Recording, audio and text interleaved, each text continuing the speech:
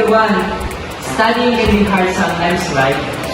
Yes, sometimes boring and I can focus at all. But do you guys know what can make studying fun and effective? Multimedia? Yes!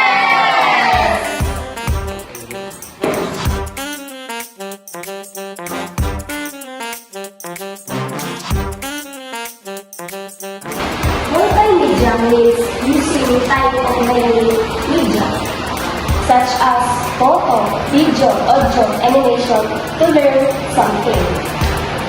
It helps us to understand lesson better because we can see and hear the ideas and get faster with them. That's right. Instead of reading a book, you can watch educational videos, listen to podcasts, and make PowerPoint presentations. First, use trusted source only. Don't just believe everything you see online.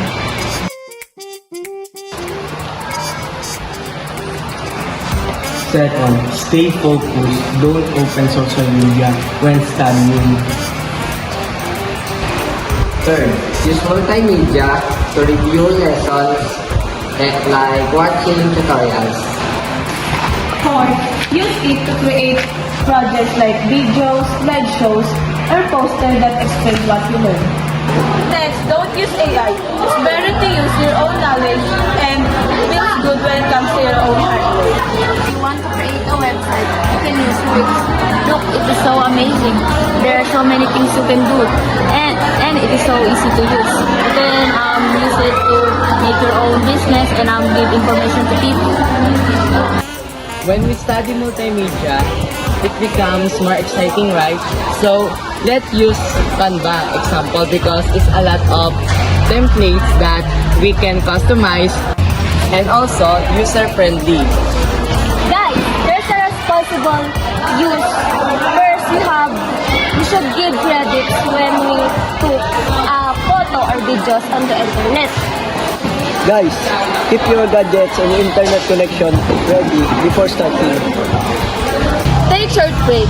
Don't use gadgets too long. Now, use social media wisely, not just for fun, but for learning too. So, remember, multimedia is not just for entertainment. It's a great tool to make studying easier, faster, and more enjoyable. When used properly, it helps us grow smarter and creative. Use multimedia wisely. Learn smart every day.